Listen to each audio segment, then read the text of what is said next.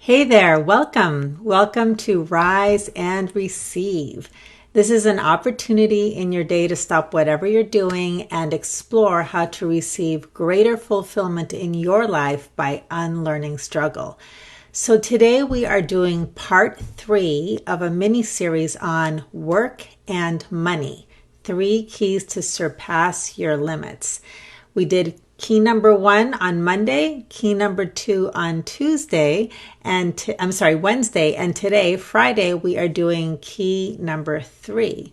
So what I'd like to do to begin is I'd like you to think about your work and money situation. And where is it that you feel limited? Limited in terms of what you can have, what you can receive, what you can accomplish, what's possible. And I'm going to invite you to separate the work and money situation into 2 separate categories. We talked about the power and the importance of this in training number 1, because when you think that work and money have to go together, it'll actually bind you up. It'll block the flow and it'll actually create more problems. But when you start to separate the 2 and think about what is it that would represent fulfillment in my life regarding work, what do I want to experience? What do I want work to look like and feel like in my life? And then you separate your relationship with money. How do I want to be with money? What do I want that experience to be like? What would be more fulfilling? What would it look like to go beyond my upper limit? Then we can work with that to activate greater ease, greater speed, and fulfillment and manifestations that are beyond what you ever imagined possible. So take a moment to think about what it is that you would like to experience, what surpassing your limits would feel like and look like for you. And just let that just be in your awareness as we move through today's training. So if you don't know me, my name is Sonia Miller. I'm a speaker, coach, and best-selling author, and I help ambitious, goal-oriented people to surpass their limits with ease and speed. And one of my favorite ways to do this is I illuminate blind spots. We all have blind spots. And this is really important because in my world, everything that I live from and teach from, your consciousness creates your reality. Your consciousness is the cause of every effect in your life. And we talked more about this in training number 1. So you can go back to that if you'd like to hear more about how this is so. But basically, your consciousness is everything that happens in your inner world. It's the sum total of your thoughts, feelings, emotions, conditioning, memories, sensations in your body, expectations, everything that happens in your inner world. And that's just as important a terrain to understand and know how to navigate as the external world, where we use our 5 senses, what you see, hear, touch, taste, and smell. You rely on your thinking mind, you take a whole bunch of action, and you work with that which is in the physical world. Now, this is great and an important skill set when you're operating as what I call a human doing. And most ambitious, goal-oriented people, we have that skill. We have the skills of human doingness. I like to use the hunter as a metaphor for that. But human beingness is less familiar to us. It's kind of like, well, yeah, I'm a human being, but big whip, that doesn't produce results. Oh, yes, it does. And what happens is when you don't know what the power of being is, how it could be useful and productive, and it's essential to experiencing your fulfillment in life, then what will happen is you'll over-rely on doing, you'll use those skills, and when your goals aren't manifesting, when your dreams aren't coming in, and you don't have the being skills that you need, you will overcompensate. You'll work even harder. You'll do more doing. And that right there is the cause of your upper limit, because those doing skills can only take you so far. But when you learn how to stop all the doing, access the power of being, and know how to work with the inner terrain of all that happens in consciousness, then the upper limits dissolve and you become able to receive everything you've been working so hard for. So that's what I'm passionate about teaching. And today we're going to talk about it in terms of work and money, because this is a very common area where people have upper limits. All right. So with each key, I've talked about one blind spot. And so today's blind spot is related to a particular pain point. Now let me check where I have this in my notes. Okay, so this pain point is related to the limit, the upper limit. So we talked about ease. We talked about the blind spot related to that. We've talked about speed, the blind spot that's related to that. And the blind spots that's related to being able to receive beyond what you ever imagined, not just to the limit of what you know is possible, has to do with the fundamental question that we ask, the pain point, which is, how do I get it? How do I get it? I've done everything I know how to do. I've done the research. I've talked to people. I've worked really hard. I've tried being patient. I've tried paying my dues. I've tried every tactic, blueprint, and technique and strategy out there. I still can't get beyond. How do I do it? Okay, so the blind spot here that I want to talk about is the hunter blind spot.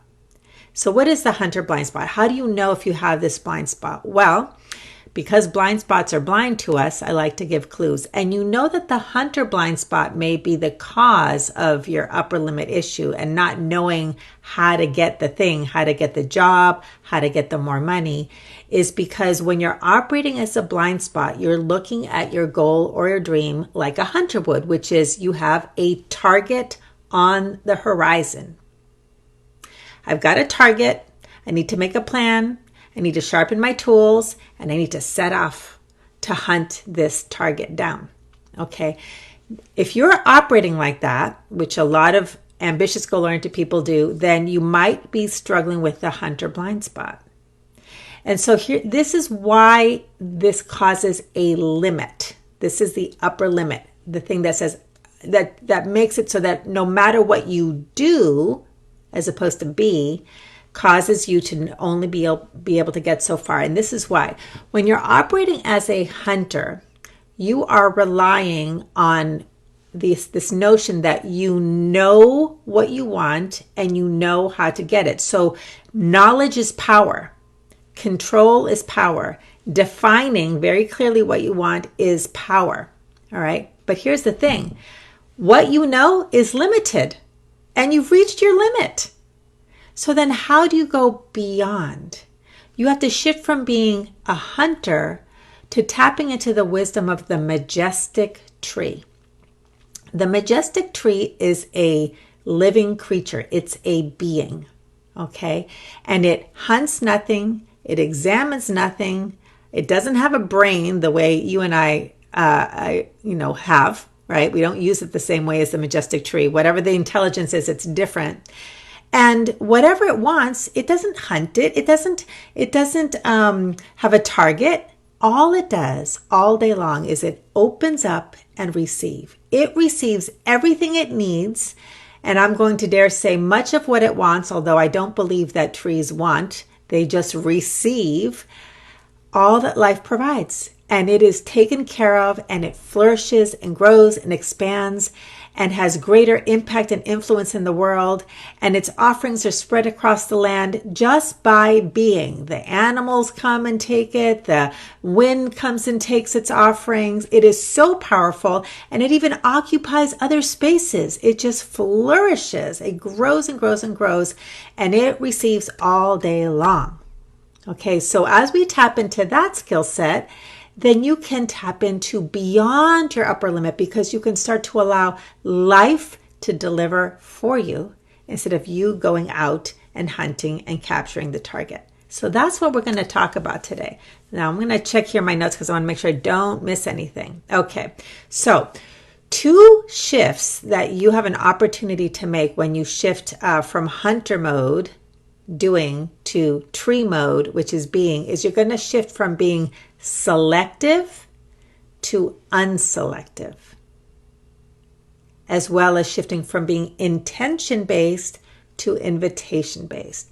So the hunter is highly selective. It focuses on the target to the exclusion of all else. You can call it single focus or tunnel vision, right? But then again, it can only get what it's looking for, because there could be, let's think of it this way. Let's say that the hunter is hunting for an animal to feed himself or herself and the family, right? So it's looking and looking and looking and focusing to the exclusion of all else. When you have that kind of tunnel vision and you're that selective, you can't see what else is already here. There may be berries and fruits, and maybe somebody left you a gift basket of food and a care package. I mean, there's abundance all around all the time.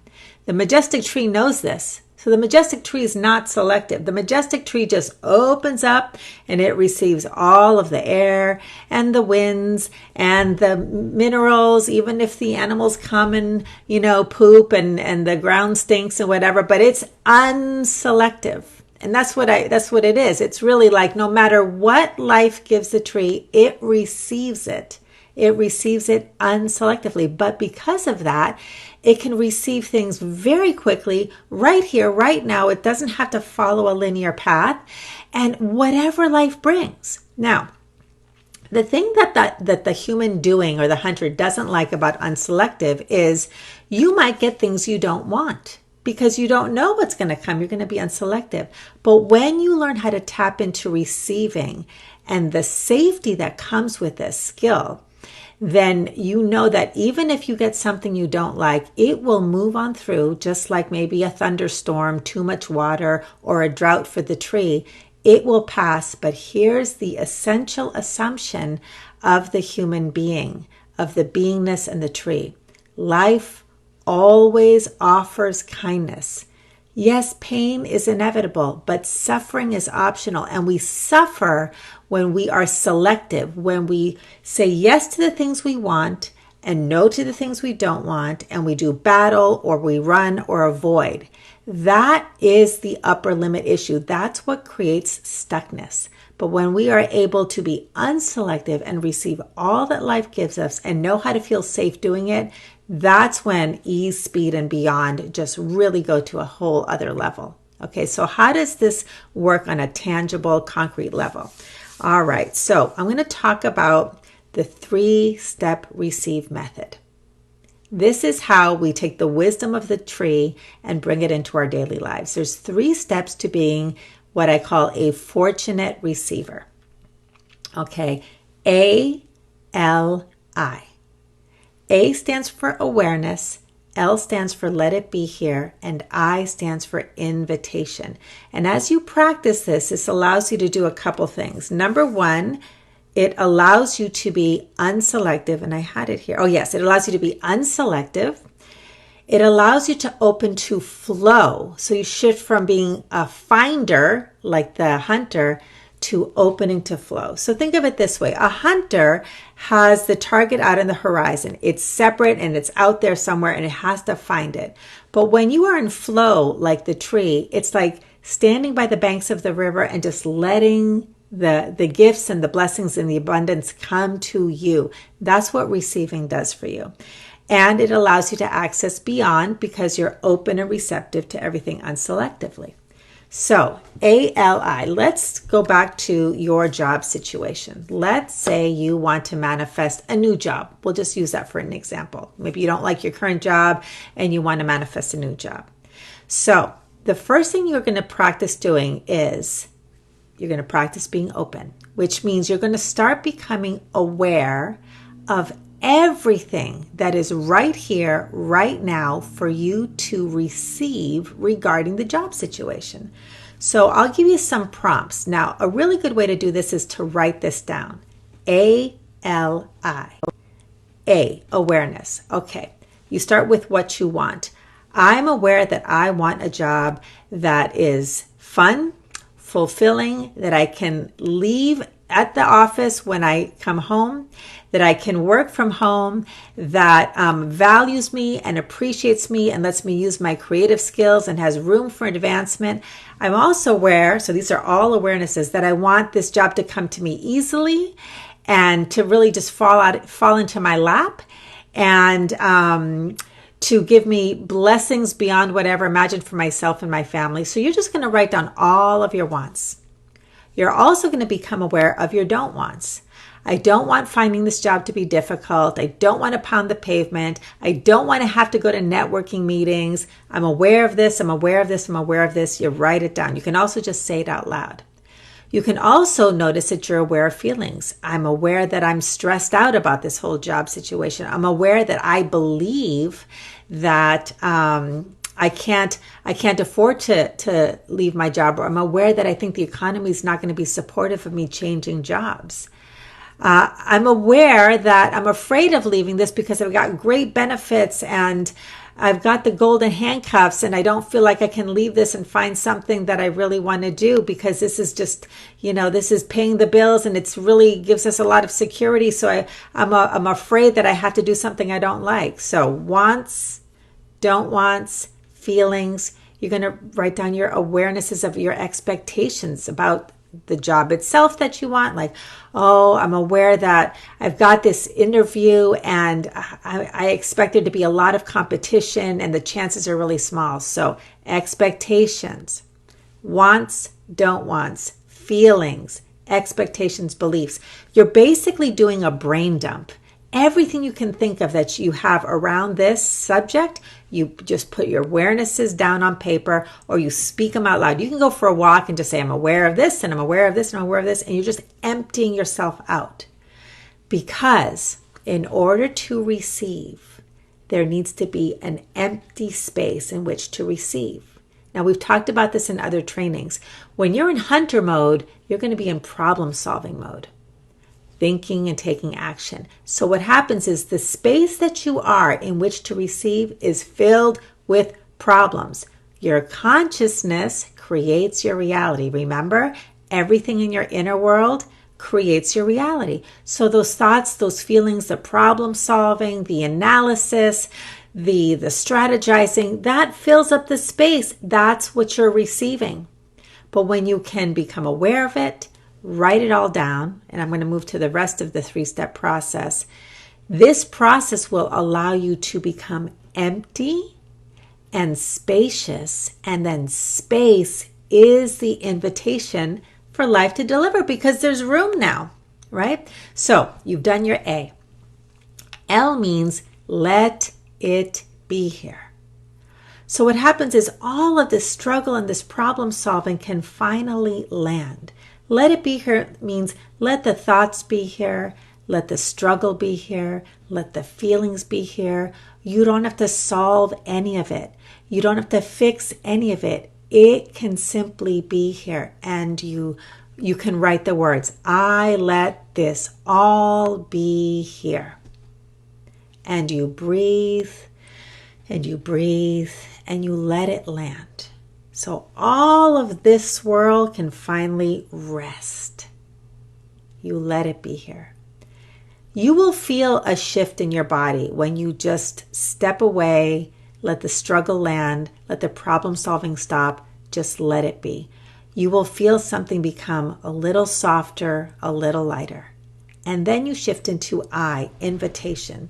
Invitation is when you're directing your consciousness towards whatever it is that you want, through willingness or a question. A question is the invitation to life. So you can simply ask a question like, okay, I've let all of this stuff around the job just land. What else is possible now? Another question is, how does it get even better than this? Or willingness. I am willing to believe that it's possible to have a better job and receive it easily.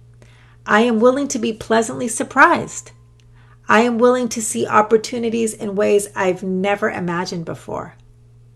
I'm willing to see the abundance of jobs that are right here, right now, even if I don't believe it. So you're simply putting your awareness on what you want, or asking a question to allow life to deliver. And then what's the action? Because human doings, we always want to know what the action is. Do what's in front of you. That's it. Then just pay attention. And as life gives you awarenesses, new opportunities, new questions, something will come in that's different than what you were trying to hunt, because you're now open and receptive and unselective. And then act on the things that feel good. Just follow the leads, and anytime you need to, do ALI again. That's how you start inviting and receiving unselectively and open to the flow. ALI, awareness, let it be here, invite more, better. Now, you can do the exact same thing with money. Just take this template, apply it to money, ALI, and here's some affirmations for money. I am willing to be pleasantly surprised. I am willing to receive money from expected and unexpected channels. Just keep practicing. And here's the key to all of this. Part of being unselective is remembering, and we talked about this in the other trainings as well. When you're in human being mode, you operate from the presupposition that there's one source and infinite channels. So let's say that you get a job opportunity, you go on an interview, it doesn't happen. You can simply remind yourself, that's not my source. I remain open to infinite channels of job opportunities. I remain open and receptive to expected and unexpected leads. Okay? If you've got money flowing, let's say a great sale came in or a surprise came in, something out of the blue, right? What might happen, which often happens, is we get attached to it. We immediately get afraid of losing it or spending it, or we don't know where the next sale is going to come from or the next paycheck or the next client. When you find yourself attached, which is hunter mode, stop, notice, and remember, one source and infinite channels. Oh, well, that sale, that client, that prospect wasn't my source. I remain open to receiving money from expected and unexpected channels. ALI your way through it, but remember, one source and infinite channels, that's how life operates in relationship to the tree. Okay? So I hope this was helpful. I want to send you off with a couple more willingness mantras. Some of them sound familiar, but just to really reinforce it so you can go into your day with the energy of invitation like the tree. So these 3 cards are from the Receive Oracle card deck that I'm always showing. You can get your own affirmations, 56 of them here. It's on Amazon, and it has a booklet with lots of receiving principles that you can start learning and practicing with right away. This one around work has to do with purpose. This is Receive Purpose. So if you want a job that feels more meaningful and purposeful, you can start saying this affirmation. You don't have to worry about ALI. Just start saying this affirmation. It activates the power of invitation. I am willing to discover the joy, purpose, and power of being me. Purpose isn't what you do. It's who you be. It's who you are. This mantra can help you connect with that. Be unselective. That's more reinforcement for what we talked about today. I am willing to be pleasantly surprised. Take that. If you take nothing else from today, go into your life, and whenever you find yourself feeling discouraged or attached or having negative expectations, stop, notice. I am willing to be pleasantly surprised. I always love hearing the feedback I get when people start using this. It works. It's amazing. And here's a card on Receive Money. I am willing to receive joyful fulfillment with money in expected and unexpected ways. So that is our mini training for today. What are some next steps? Well, next week's mini training, part 1, 2, and 3, is on beauty and wellness. So if you would like to surpass your limits there, I invite you to come join me Monday, Wednesday, Friday. If you would like to join me, I'm so excited for a 2-day workshop, not 2 days, but it's a 2-part workshop, day 1 and day 2. It's called Surpass Your Limits in 2002. It's all about entering the new year with peace, power, and the predictability that comes from the right mindset, the right awareness, and the right tools. Then go to surpassyourlimitsworkshop.com. You can learn more about it. You can hear about or read about all kinds of success stories and breakthroughs and manifestations that happen with greater ease, speed, and beyond. Lots of students who share their stories there. You can read about that. I hope you'll join me. And also, you can join the Receive community for all the latest updates. You can get the recordings to these trainings. You can also pick them up on YouTube. I am committed to supporting people to receive greater fulfillment in their lives by unlearning struggle. We struggle when we over rely on the doing skill because we don't know any other way. And human beingness, the power of being, is the way that you connect to the abundance and the fulfillment that's already here. It's about learning how to be a fortunate receiver. That's its own skill. When you tap into that, all things become possible beyond your limits. So I hope you have a great day. I'll put links above and beyond below, wherever you're at, YouTube or Facebook, depending on what you're interested in that I referred to today. And I look forward to seeing you at the next mini training. Take care. Bye-bye.